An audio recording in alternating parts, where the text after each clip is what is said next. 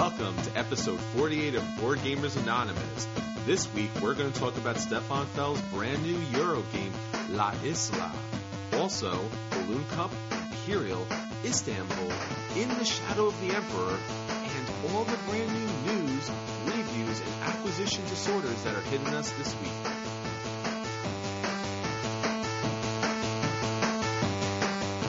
Listening to a proud member of the Dice Tower Network, dedicated to bringing podcasters together for the greater good of gaming. It's sort of like Voltron, but with better lip syncing. Find out more at DicetowerNetwork.com.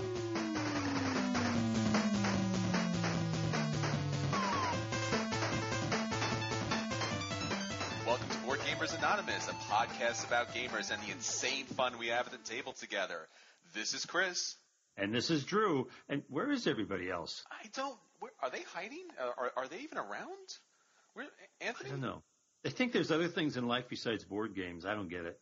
No, I checked and there really isn't. So I don't know why they're not here. But Anthony and Daniel are not with us today, but being the huge gamers that they are, they're out at specific locations gaming with gamers out there. So we have Anthony on location in Brooklyn, and Daniel's somewhere in the mysterious areas of the South. We won't say because you never know where Daniel is.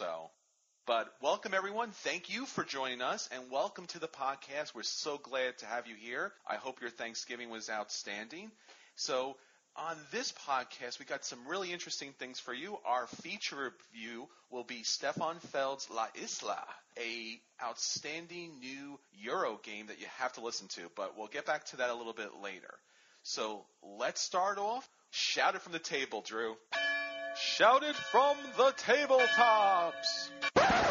Sir, you're going to need to get down from there. Shout it from the tabletop. We got some hard news for you guys. Last week we talked about Hasbro's interest in DreamWorks. Remember talking about that? The deal died. Hasbro decided not to go ahead. What I didn't know at the time was why the deal died. And it was all because of Disney, of course. It's always the mouse. The mouse was in the house. Disney, as you know, has a deal or a couple deals already with Hasbro to create toys from some of Disney movies. If Hasbro went and bought Disney's competitor, DreamWorks, then Hasbro would miss out on all that lucrative merchandising with Disney. So that's the reason why Hasbro is not the multi-industrial corporation it wanted to be. Are you sad about that, Chris? I know you wanted Hasbro to be even bigger than it is now. Yeah, I mean, you grew up with Hasbro. I mean, there's few things as a child that you know about the corporate world, or that, you know, if you did work in a corporation, that's the place you'd want to work. And Hasbro definitely was one of those places that was always synonymous with fun. Yeah, it's everything that we knew as children.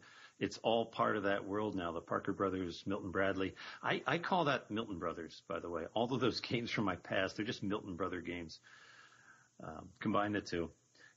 There is something else in the news that I thought was really interesting. It's nothing we can do about, but this one company, Terrible Games out of England, has been creating games that are touching on sensitive areas to Americans, the war on terror, and on the role of religion in our lives.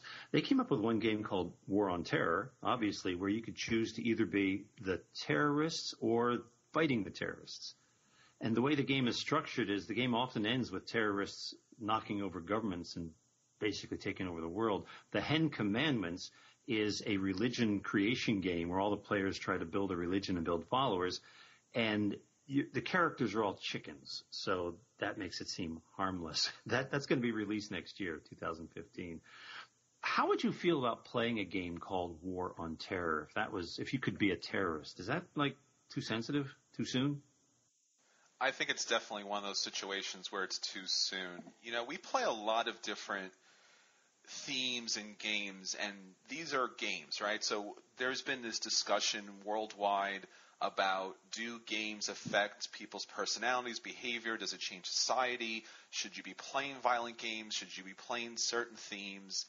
And, you know, sometimes when it's a fantasy, sci-fi, something completely made up, something that does not exist, it takes away the blunt of what's going on here. It's not that, stark and in your face. It's just something like, oh, this would be interesting to explore this or destroy these aliens.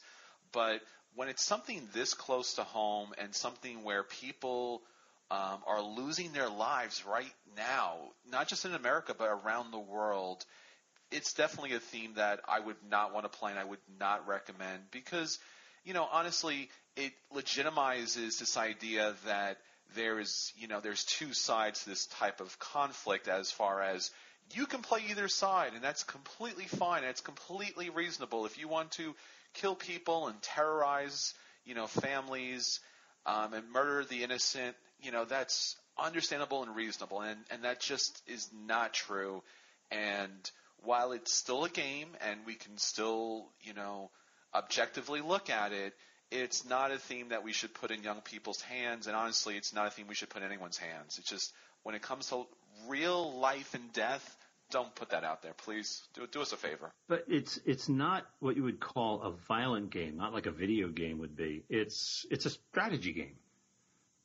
So you're just saying, putting yourself in the mind of the terrorist isn't really a valid approach to a game. It's just one of those themes that is very concrete. It's something that's happened not just in a kind of historical sense of like, this is something that's happened historically. It played out. You can play a role, like we talked about in Freedom, the Underground Railroad, like you can play a role in this game. Obviously, you want to be the good guy, but, maybe you do want to play the bad guy in some games too, and that's not a bad thing. But when it's a present threat, when you're doing something in a game that's actually happening somewhere in the world that's that concrete and that, effective, there's just, honestly, Drew, there's just better themes out there. And most of the games that we do play, as much as we love themes, the mechanics can kind of be reskinned 15 different ways and just as good. So if you're trying to sell me a strategy game, just reskin that for me because you want me to enjoy the mechanics and the gameplay and the social dynamics there. I'm not enjoying killing innocent people. It's not going to work for me, no matter how you do it. You made a good point about Freedom, the Underground Railroad. It works as a cooperative game. It can only be a cooperative game. You can't imagine rewriting that game so you could take the role of the slave catchers. It's not right any way you look at it. So I get your point there. The interesting thing I found was this game, War on Terror, came out 2006, quite a long time ago, but Fox News is just now making a big deal about that. I guess maybe in connection with this game about religion coming out next year. They put the founder of Terror Bowl Games on the spot on TV, but he stood up for his games. And we'll post the link to that Fox News video in my show notes. I also want to get on to a different publisher. Speaking of violent games, Dungeons and Dragons, very few games, table games that are violent. Wizards of the Coast put out plans to create 2 storylines a year for Dungeons and Dragons. They're not going to do more than that. They don't want to overload. They want to try and nurture this and not have any overkill. But they talked about bringing back the open game license. Did you ever hear that in connection with the earlier versions of Dungeons and Dragons, the open game license? I'm not too sure. Is that where everyone else was able to use their mechanics in their own game? They were able to create Dungeons and Dragons related materials for their campaigns. Yes. Create as much as they wanted, and without any problem at all. That was in the first 3 editions. In the 4th edition, they came out with a new license, which pretty much co-opted. But the open game license is still in effect even now for versions 1, 2, and 3. The question is, will version 5 have that open game license? They seem to be indicating. One of the things you got to watch out for, I read the frequently asked questions about their open game license on the WATC site. They can take anything you create for Dungeons and Dragons, they can take it and use it and put it in a book and sell it and make money off something you did and you can't do anything about it. That's the open game license. So just keep in mind, you might go through all the bother of making something and they might use it for their future uses. But you know what? We all benefit. We've got some news from ICV too about the hobby business. They're a great website about the business of gaming. They did an interesting report about Books A Million. They have 260 stores around the country. Have you heard of them, Chris? Yeah, they're a great outfit. Yeah, well, their whole name is Books, but in the past year, they've been branching out into other things. A lot of manga they're selling instead of just remaindered books or overstocks. And they also started getting into strategy games and toys and puzzles. And ICV2 reported that Books A Million has turned around their loss from the previous year, and they're actually increasing in sales, maybe about 2% over last year, but still, that's a lot better than 9% loss. And a lot of that was being driven by toys, puzzles, and strategy games. So have you ever thought about walking to a Books A Million to see what games they had on sale? I never did, and now I will, because that's outstanding. They usually have a very large and deep collection of books, and usually you can find something there. So I'm really interested to see what types of games they carry, because that would kind of open up a brand new market. Well, I think they're copying the playbook of Barnes & Noble. You realize you can't compete on equal terms with Amazon, so you just have to branch out. And it may work for Barnes & Noble. It may work for Books A Million, and it will certainly work for us. We got to get in the car and head on down there, Drew. Books A Million. Can we stop the podcast and go now? Because now that you said that, I really want to go find out.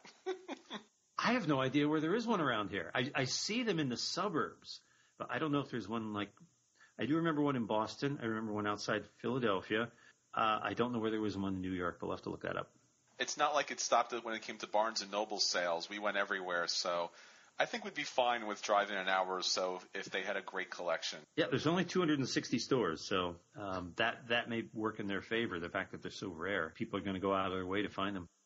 Yeah, and I think, bookstores are so much akin to board game stores. There's something about the smell of that paper and cardboard. It gives such a unique aroma to a business. When you smell those old books, when you smell that cardboard smell, I can't explain it. But if you're a book fan like I am, or if you're a board game fan, and you just walk into that store, or comic book store, also has that smell, obviously, where it's just like that aroma of that paper, and it's so intoxicating, and you just feel like home. You can just walk into a bookstore, sit down, and you feel like, I'm here. This is a grand library, like every world should have. So yeah, absolutely. I don't know. Are you bringing back memories of childhood? Because I can remember thoughts of, first day of school every year, and it's the smell of paper, fresh notebooks and textbooks, and that smell of papers everywhere, fresh paper. Yes. It's a childhood thing, isn't it? Yes, absolutely. and an adult thing, and it's an everything thing, because I think once you get hooked on that smell, you can go to a bakery, you can go to fine restaurants. There's nothing like the smell of a bookstore. Oh, awesome. Speaking about the great smells about bookstores, the paper, the ink, just, brings me back to one of my favorite childhood memories, which is going to bookstores as a child and picking up the brand new Choose Your Own Adventure book. Now, that was so much part of my childhood. This is before hobby gaming became a big thing. This is before games and even video games had become such a huge thing, where you had these very simple little books with this beautiful kind of, evocative cover of this different world. And each book, and they were numbered, each book had a different world or a different theme, from outer space to under the sea to giant ants, just really radically different stuff from book to book, male and female characters. So it was really diverse, and it was so much part of my childhood. It was so much fun. You would open the book, you would read the first couple of pages, and it would say, now you have a choice. Do you want to go, you hear a noise. Do you want to go open the door and see what the noise is, or do you want to hide behind the couch? And, if you want to open the door, go to page 12. If you want to hide behind the couch, go to page 30. And you were kind of afraid, so you held your thumb on that page, so just in case it was bad stuff, you could go back, but that's not really keeping with the spirit of the books. But they were outstanding books, and, it's really, a sad thing to say that the author of these popular children's books, Raymond Montgomery, died on November 9th. He was 78 years old, and not just from a, a book kind of feel, but for a hobby gaming feel. So much, I think, of what we know now and what we experience now as these very thematic story games comes from Choose Your Own Adventure books. They really were in parallel with Dungeons and Dragons. They really were in parallel to those books, to Dungeons and Dragons and the group adventure. It gave you a chance, if you were really the timid sort, to have that same feeling, but on your own. Some of the books, I don't think the ones necessarily by Raymond, but some of the copycats even included very simple melee rules where you roll the dice and see what happens. So they were great at recreating that feel, that adventuring feel. And I think they would also serve as a good introduction to that. You got a taste for it, and then maybe you wanted to go further into role playing. So it was a wonderful introduction, and I did spend a lot of hours in bookstores back in the late 70s and 80s looking over these and buying some. I bought at least a couple dozen over the years, so definitely good memories for me. Yeah, the series sold over 250 million copies from 1979 to 1999. And I was responsible for about 25 of those. So every time I see them in the store, it just brings back such great memories. I'm sure that his memory was invoked at the recent Chicago Toy and Game Fair. It's a big convention, a true convention, where they sit down and talk about their trade. They remember a lot of people who've spent their lives in the toy and game industries and those who have died. They have a series of awards there that they give out. They gave out a Lifetime Achievement Award to Michael Kohner, one of the Kohner brothers. They had this game company for a number of years. They created Trouble. Do you remember playing Trouble with the Pop-O-Matic? Yes, absolutely.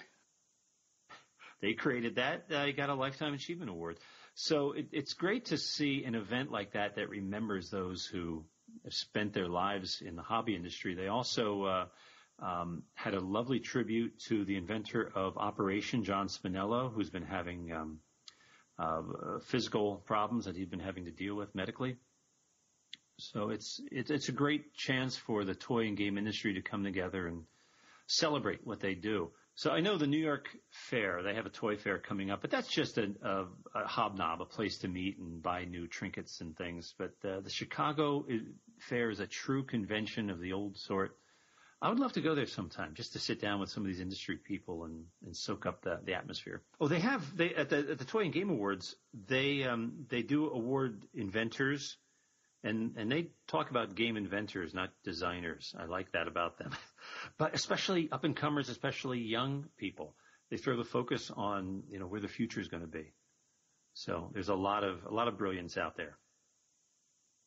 Finally, the last bit I want to talk about, and this is such a big chunk of the news, if you get any sort of email from other people in the hobby or read any blogs, you've read about a couple articles in The Guardian in England about board games. The reason why you've seen a couple reports is because The Guardian for the entire week has been all about board games. There are no fewer than 8 articles that they've published. And I'm going to have links to all 8 of them in our show notes. Now, the reason why they focused on this is they're making such a huge deal in England about London's first board game cafe.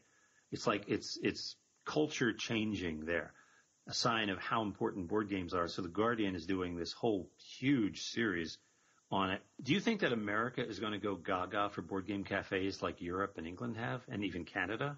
Is it our turn next? I certainly hope so.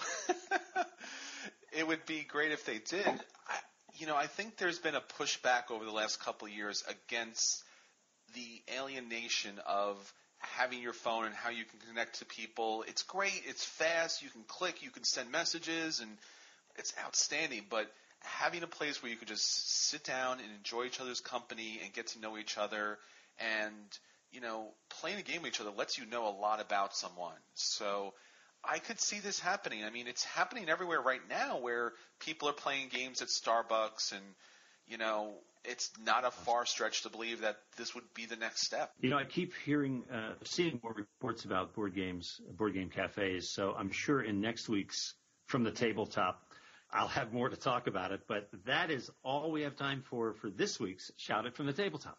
And now, our acquisition disorders.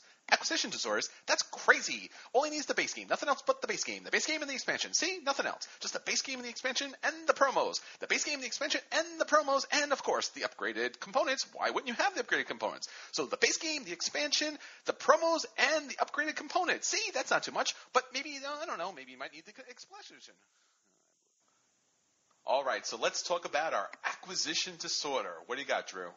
Hey, it's a game that I don't acquire because it's online for free, but I haven't played it yet, and I really, really, really want to play. That's it. I got to have it on my computer. I want to acquire it. It's Hanabi. Have you ever heard of that game? I have. Have you ever played it, though, without anyone cheating? I haven't. No, this is why I'm looking forward to it. Online, you can't cheat. So, Board Game Arena, they go by the initials BGA, just like we do, so don't confuse the two. Board Game Arena has it now, Hanabi. I can't wait to play because I'm curious just how much tougher it will be when you can't send subtle clues to your other partners. If subtle, you mean hint, hint, wink, wink, pick this card kind of thing? Yeah, exactly. I love when I play with people and they're like, "Oh, I'm great. I've completed everything. I'm perfect at this game." I'm like, "Really? Are you really? Yeah." I'm like, "Do you follow the rules?" They're like, "Yeah, I follow the rules. It's fine." Yeah. I'm like, and then you play with them and they're like, there's like 15 or 20 different little hints that they're giving. I'm like, "No, you're not playing that game right." No. Well, I don't know if they have this private message function, too, where you could do the same thing, basically, send little hints by private message. But, no, I'd love to try it and just see how really, really tough it is when you can't even look at other people, just what their cards are. So I want to try that out. Well, I got one, too. We were just recently, our last episode, we were talking about the DC Deck Builder co-op game versus the Legendary co-op game. And DC Deck Builder, because Cryptozoic is totally feeding our addiction, is releasing the DC Comics deck building game Forever Evil. Now, this is one of the new 52 versions where you actually get to play, wait for this, as the bad guys. So all of your favorite villains are here, and you get to play with them. You'll get the big cards. This is a full box expansion, and then you'll fight those annoying do-gooders, right? So you get to play Lex Luthor, Catwoman, Bizarro, and so many of the other favorite characters from that universe. And I'm just itching to play this because it really just never gets dull for me. I don't know what it is. I know it's a simple mechanic. I know it's nothing much in the box, but it's fun. It's flavorful. It's my favorite potato chip. Right. Going to be addicted. I have a feeling you're going to bring it to the table soon. I will. Hey, I read an awful lot of blogs, and I'm always looking for board game information online. Always coming across, especially international. I love learning about games around the world. Don't know if I'll ever get to play them, but I keep reading about these games. A couple weeks ago, I heard about something in Germany that they had back in the communist days, and I would have loved to have played that, a game that made fun of communism. But I just found out about a new game out of Poland that does the same thing. It's called Regulation, the coupons game. The coupons refer to rationing, and it suddenly struck me that would be a great theme even for an American game because we had our own rationing during World War II. The difficulty of having just a few coupons and how do you use them to get enough food to feed your family and trading coupons to other people or finding a way to earn more coupons. That would be a great game, but they did create that in a communist setting in Poland, and they put a little sarcastic humor in it too. So it's the sort of thing where I would love to get my hands on that and play it and see if it couldn't be adapted to a more historical setting in America. It's called Regulation, the coupon game out of Poland, and I'd love to get my hands on it. So another acquisition disorder that I have in our comic book universe kind of feel is Sentinels of the Multiverse Wrath of the Cosmos. So this is the co-op game that has a comic book universe playing out in their board games, which is an outstanding idea, and once again kind of goes back to your choose your own adventure type of theme. So this expansion set brings in kind of like your Guardians of the Universe kind of thing. So you'll be bringing in 4 new villains and 2 new comic book heroes and a bunch of new environments It's getting close to wrapping up. We'll definitely see at least one more expansion from this whole universe. Maybe couple of other little minor things, but Sentinels in the Multiverse from Greater Than Games has talked about this will eventually come to an end, and the story will be written once and for all, and we won't see any new expansions. So grab it while you can. I find that hard to believe. There's always more expansions. Always.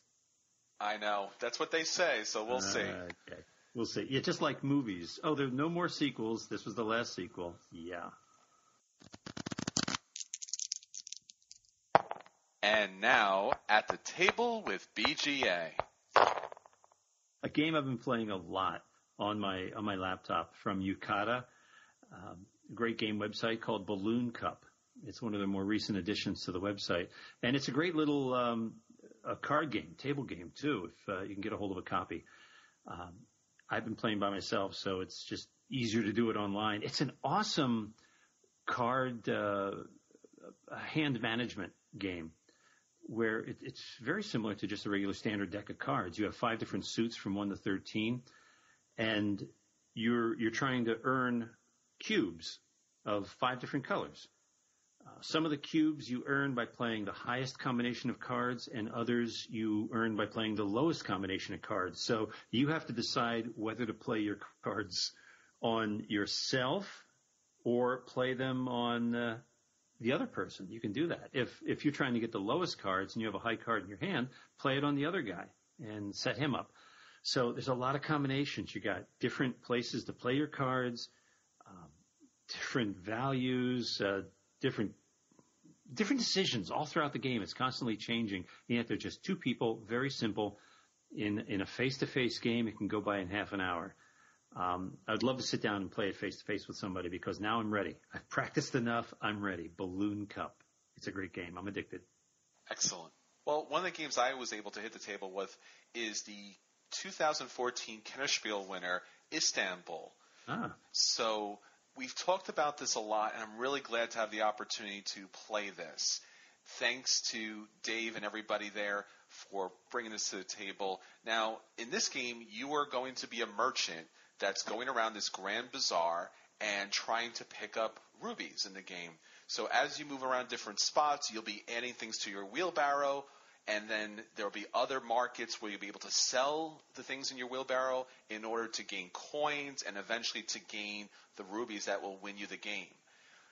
Outstanding product here. You're looking at great components, great artwork. It's a light game. It's a good entry-level game. It's a lot of fun. It has a variable kind of map setup because each of the different spots that you can land, each of the different locations can kind of be randomly placed. So, it's a lot of fun. You take your little merchant and you kind of move around, and he leaves his workers behind, and then you can kind of go back and pick them up. It's a lot of fun. Like I said, it's not a heavy game, so if you're looking for something that's going to, keep a hobby board gamer kind of satisfied, this may not be for you, but for family and for friends, this is a good game. Awesome. I'd love to give it a shot. One other, since we're talking about games we played recently, one other game I really enjoyed, I don't get out often enough, but it has a unique mechanic that I want to keep playing it. In the Shadow of the Emperor from 2004. It's out of print right now, but it's actually easily available on Board Game Geek's marketplace. So you can find a copy fairly cheaply. It's a worker placement, area control, set in the medieval times, Holy Roman Emperor. The different players try to win positions as electors to choose the next emperor. And so you're trying to put forth your candidate to be elector. The characters in the game that you're working with age from the age 15 to 25 to 35 and then 45, and then after that they're dead and taken off the table. So it has a unique age progression mechanic that I just love. You install someone at 15, and then 4 turns later they're dead and out of there. So you have to keep bringing more people into the game. You have to marry your young people off to gain more power, to get more influence in the game. And at the same time, you're choosing different actions to give yourself different powers in different parts of the Holy Roman Empire. Each section, each geographical area gives you a different power. So a lot of fun, and it's that aging mechanic that just is really cool from my way of thinking. In the Shadow of the Emperor. Outstanding. I like that. So, once again, another game that I have to thank to Dave, Sean, and Ed. I got a chance to play Imperial. Now, this is the really well-known game from 2006 by Matt Gertz. If you haven't played it, you're kind of missing out because this game has so much flavor to it, and just it has this epic theme that you're playing through. So you're playing Europe, and you start out with these bonds. So let me kind of explain a little bit simpler because this game has so much depth to it that it probably could take several podcasts to go over it.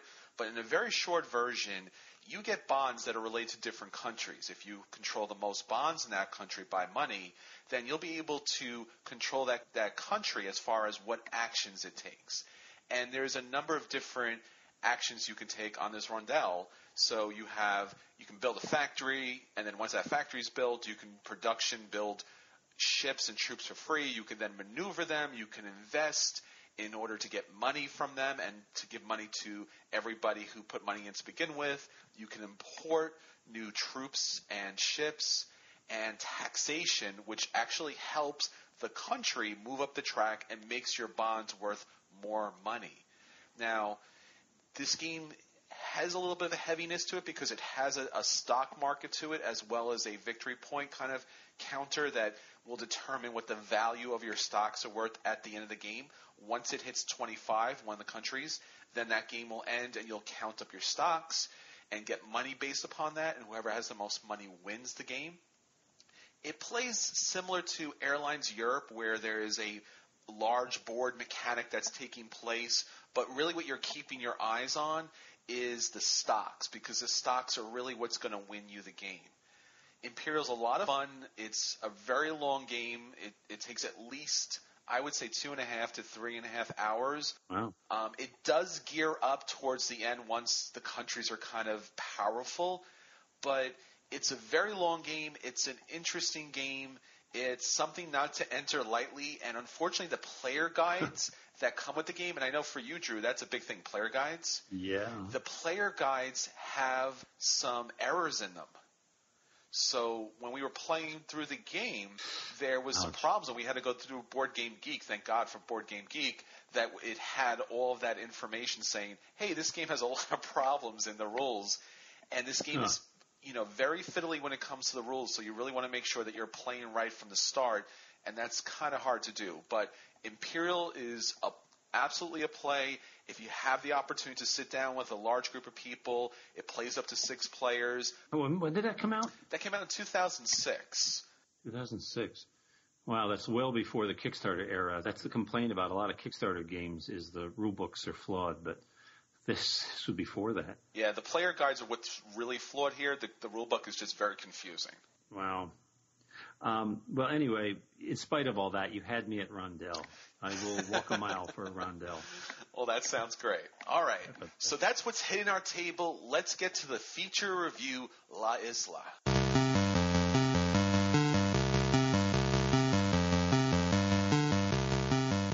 And now, our feature review. All right, so let me take you to the island of La Isla. This is Stefan Feld's brand new Euro game on the lighter side. So in La Isla, you will be building an island from these parts that kind of fit together, which makes brand new maps, which is outstanding. I love to see that.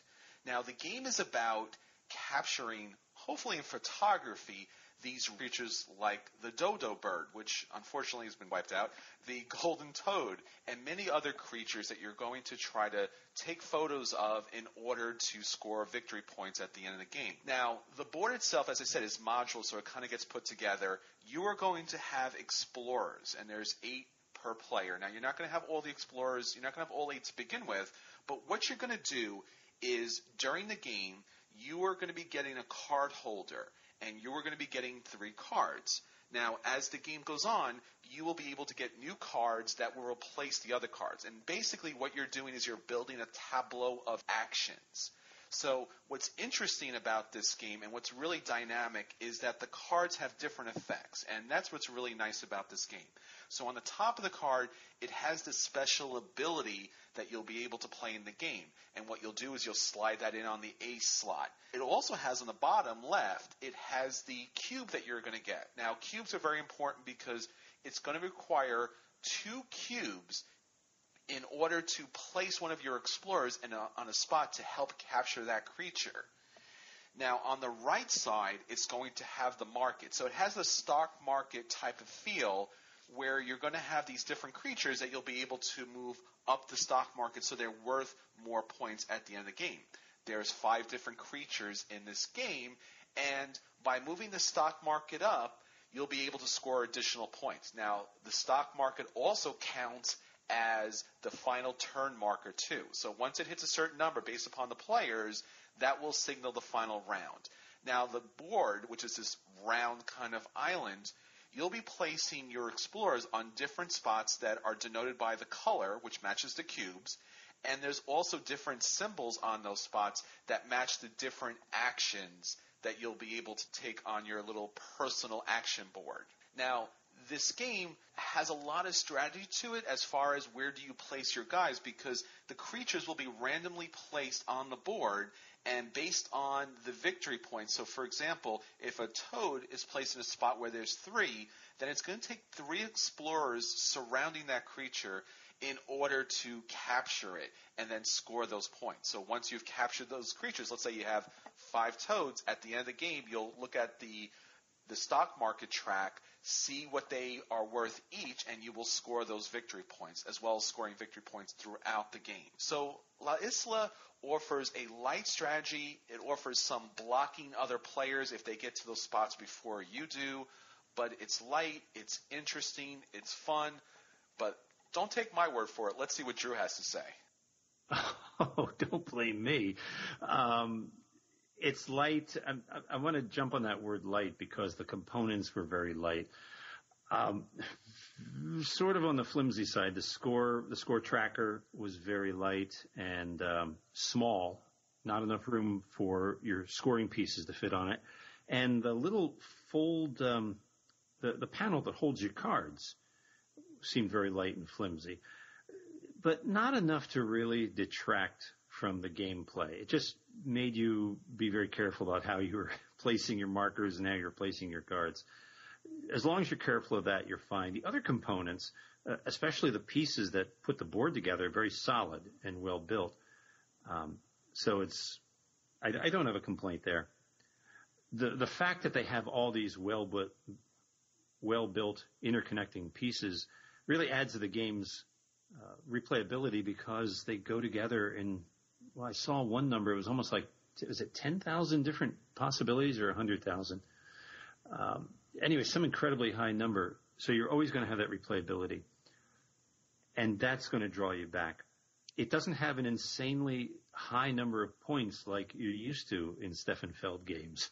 Almost a reasonable amount.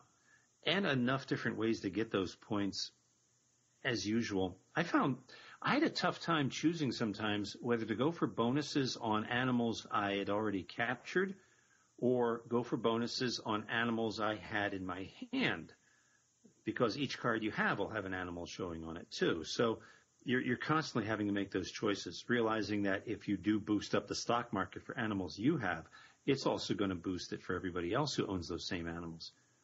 So it's constantly throughout the game you're making choices. And unlike what you would think of a game of this caliber, there's actually a little more interaction. Not an awful lot, but just enough, because it's an area control thing. You're trying to capture an animal by surrounding it on all 4 sides, but someone can get their guys down before you do. So there's a little bit of a race element to get some of these animals before other people swoop in and get it. That's why you can't play this game with less than 4 people, because there was that element with the 4 of us. But I think with 3 people, there's just too much territory and you wouldn't have that interaction. It wouldn't be as much fun. I love the fact that I had to look over my shoulder at people all the time. Yeah, for me, I would have to say that that's so true, because you're going to have 3 spots to put your action cards, and there are action cards that add other explorers, and there's other action cards that allow you to place a 4th card. You're constantly replacing the actions in your tableau, so it's possible to have a brand new game each and every time. And as you were saying, Drew, it is a race game because, when you place your action card and you get your cubes and you move the market up, those things can happen simultaneously with other players.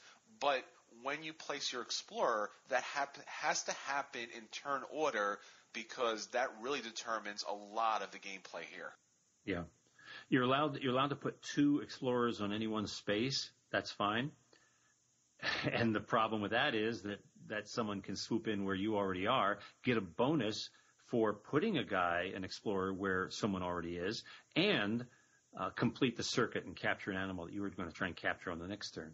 So there is a lot of that, a lot of take that in this game. And you did mention about the powers, the constantly shifting powers. You required every single turn throughout the game to add a power from your hand, which means you cannot just sit on 3 great powers and hold them for the whole game. You're constantly having to swap them out.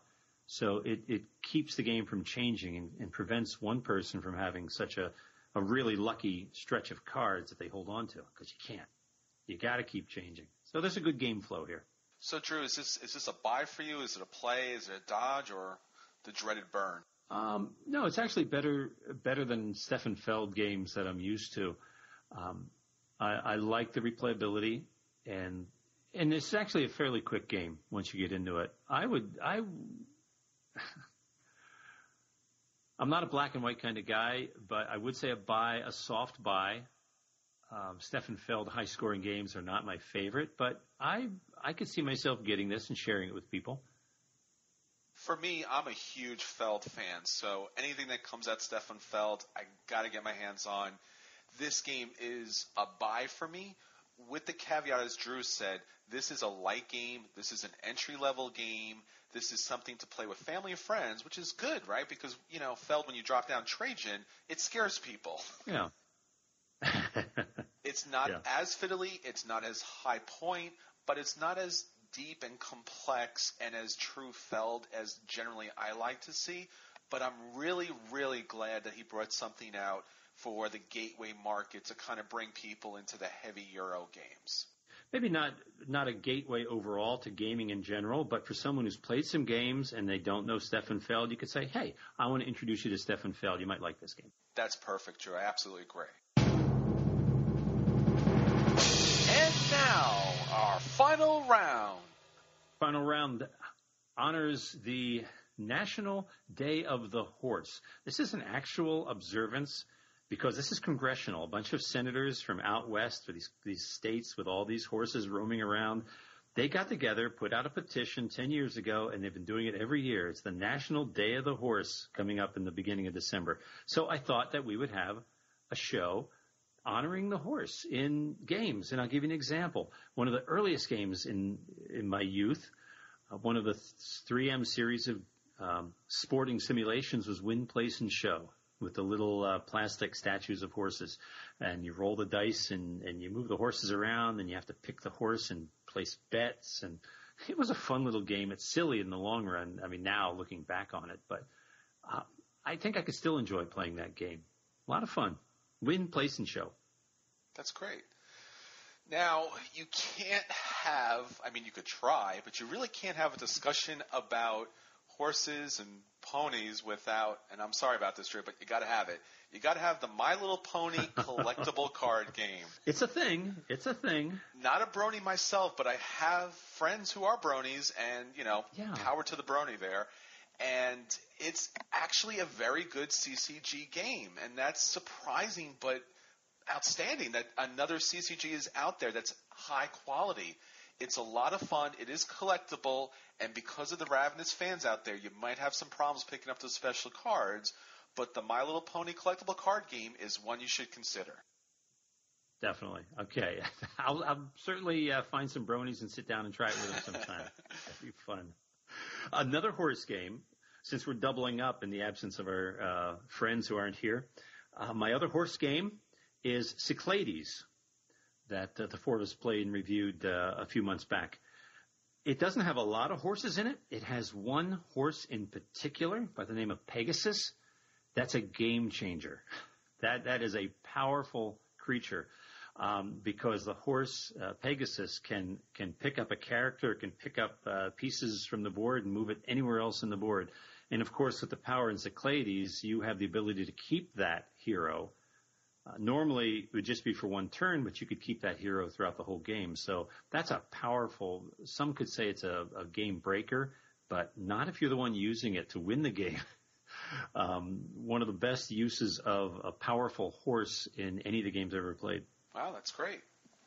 So since we talked about My Little Pony and we talked about this not too long ago, the Pretty Smash Up expansion. So, trying to bring your horses and ponies to modern gamers is a little difficult, but in this outstanding expansion, you're going to be able to play, let's say, a legally distinct version of, Friendship is Magic with their race cards of their ponies, their Pegasus, and their unicorns. So add Pretty Smash Up to your collection, and then you will totally freak somebody out when you're playing zombies the entire time, and then drop a Friendship Power card on them.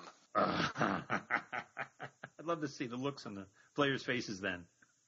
That is our final round for this week. All right, that sounds great.